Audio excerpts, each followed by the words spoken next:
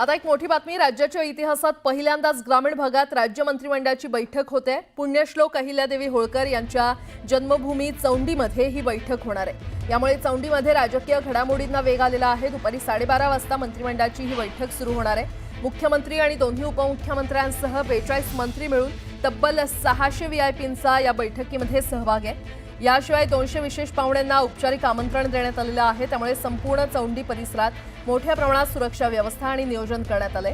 या ऐतिहासिक बैठकीचं औचित्य लाभलेलं आहे पुण्यश्लोक अहिल्यादेवी होळकर यांची शताब्दी जयंतीचं।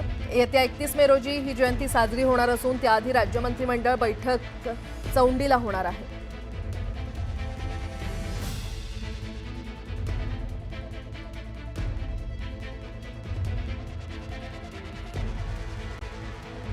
आता एक सविस्तर बातमी। पाकिस्तानच्या पापाचा घडा भरलाय, कारण पाकिस्तानवर कोणत्याही क्षणी मोठ्या लष्करी कारवाईची शक्यता निर्माण झालेली आहे आणि त्यासाठीच आता भारताने कंबर कसली आहे। भारताने पाकिस्तान विरोधात मोठ्या निर्णायक लष्करी कारवाईची तयारी सुरू केलेली आहे आणि त्याची सुरुवात 7 मे रोजी होणार आहे। देशभरात सिव्हिल डिफेन्स मॉक ड्रिल होणार आहे। यात air strike alert, siren, crash black आउटसह विशेष प्रशिक्षण दिलं जातं। तर पंजाबच्या फिरोजपूरमध्ये रविवारी रात्री 9 ते 9:30 या वेळेमध्ये क्रॅश ब्लॅक आउटचं मॉक ड्रिल करण्यात आलं। यामुळे शत्रूच्या विमानांना रात्रीच्या वेळी मानवी वस्तीचं लोकेशन कळण्यास अडचणी येतात।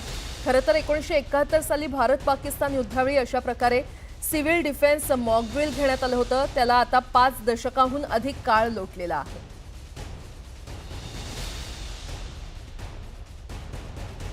दरम्यान सिव्हिल डिफेन्स मॉक ड्रिल संदर्भात केंद्राने काय सूचना केल्या आहेत आपण त्या ग्राफिक्सच्या माध्यमातून जाणून घेऊया।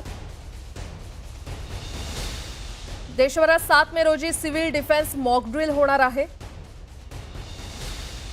हवाई हल्ल्याच्या पार्श्वभूमीवर एअर रेड म्हणजेच सायरन अलर्ट देण्यात आलेला आहे।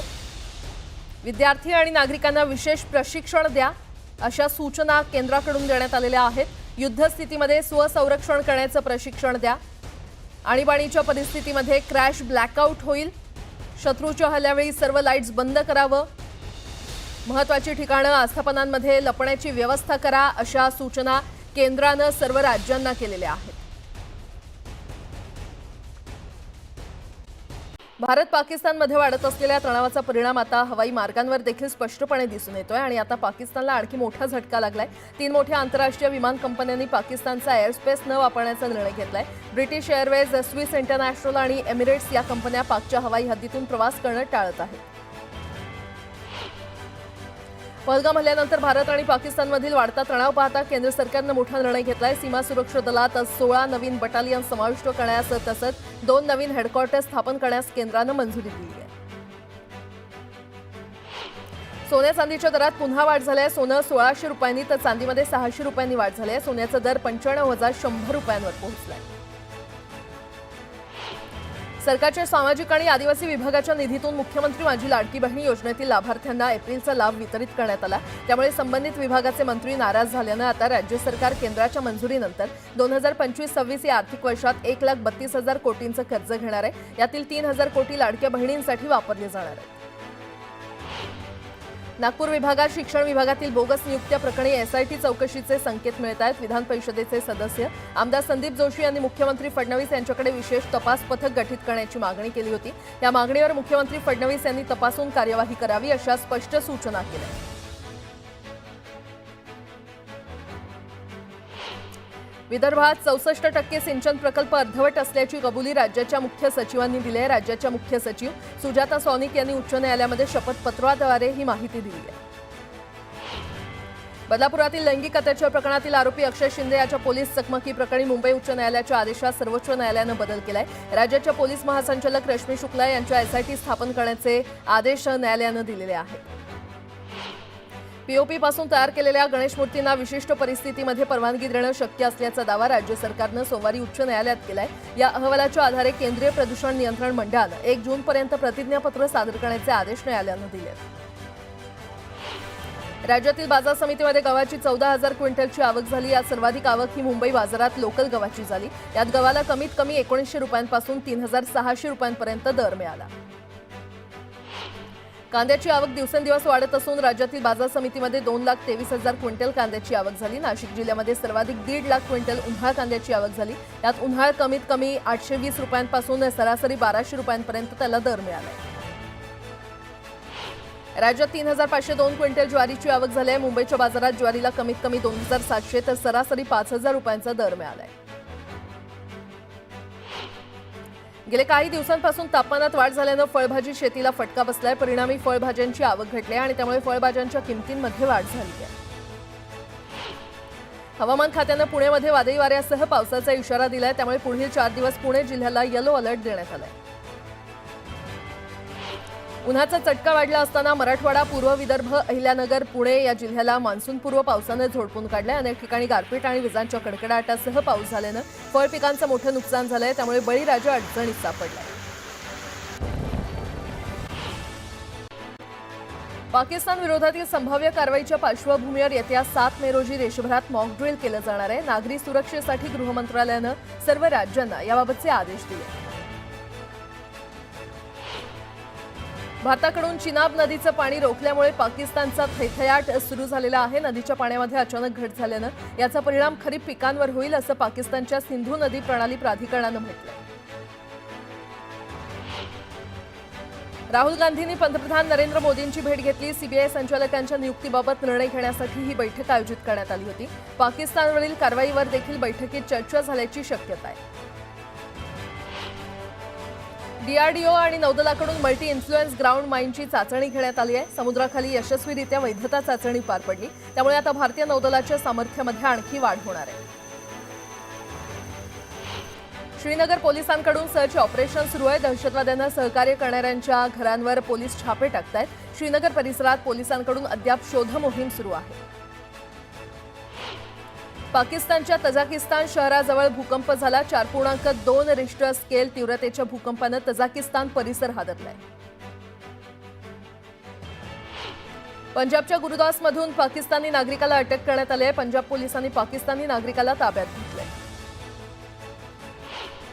काँग्रेस हे गवत असून ते कितीही तोडलं तरी पुन्हा उभारी घेणारच। कुठलाही पक्ष संपत नसतो, तो ध्येय धोरणावर चालत असतो। त्यामुळे बावनकुळेंनी आधी भाजपमध्ये आलेल्या नेत्यांचे राजकीय पुनर्वसन करावं, त्यानंतर काँग्रेस संपवण्याची भाषा करावी असं प्रत्युत्तर माजी आमदार सुनील भुसारा यांनी दिलंय।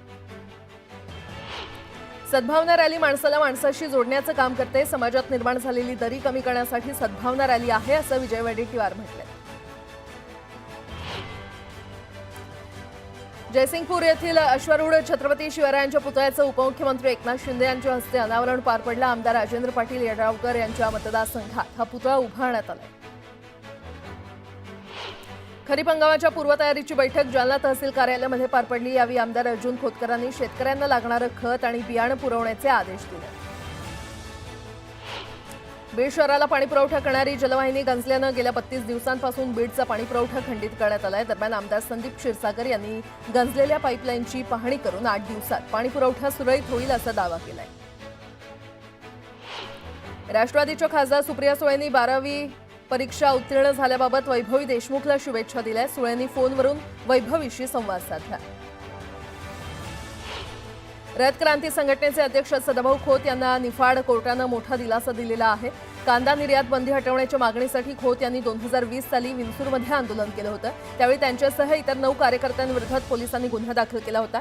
दरम्यान या प्रकरणी कोर्टानं खोत यांची निर्दोष सुटका केलेली आहे।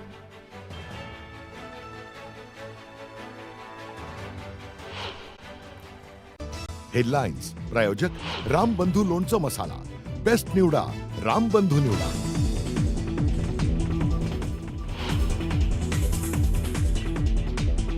7 मे नंतर कोणत्याही क्षणी भारताकडून पाकिस्तानवर मोठ्या लष्करी कारवाईची शक्यता। सिव्हिल डिफेन्स मॉक ड्रिलमुळे कारवाईच्या शक्यतेला बळ।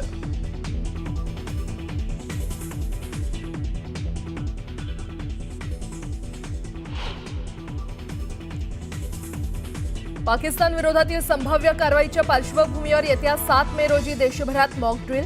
नागरी सुरक्षेसाठी गृह मंत्रालयाचे सर्व राज्यांना आदेश।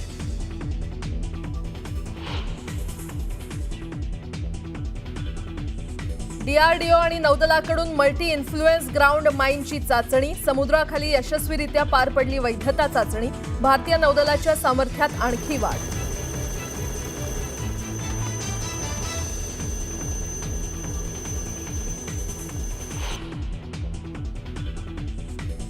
भारतानं बागलिहार धरणाचे दरवाजे बंद केल्यानं चिनाबच्या पाणी पातळीत घट, पाकिस्तानात खरीपाच्या पिकाचं होणार मोठं नुकसान, पाकिस्तानी नागरिकांमध्ये पसरली भीती.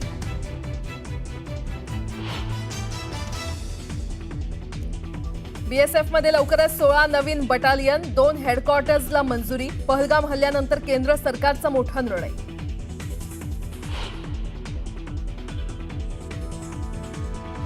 राज्यात पहिल्यांदाच ग्रामीण भागामध्ये राज्य मंत्रिमंडळाची महत्त्वपूर्ण बैठक, पुण्यश्लोक अहिल्यादेवी होळकरांच्या जन्मगावी चौंडी इथे बैठक, मुख्यमंत्री, उपमुख्यमंत्री आणि 42 मंत्र्यांसह तब्बल 600 व्हीआयपींचा सहभाग.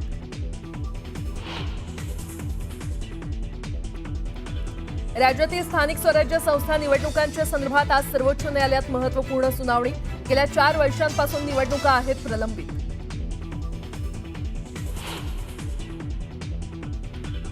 मंत्री उदय सामंतांचं राज ठाकरेंना भेटीचं निमंत्रण, मनसे आणि शिवसेना युती संदर्भात चर्चा होणार, सूत्रांची माहिती. 2 दिवसात सामंत राज ठाकरेंना भेटण्याची शक्यता.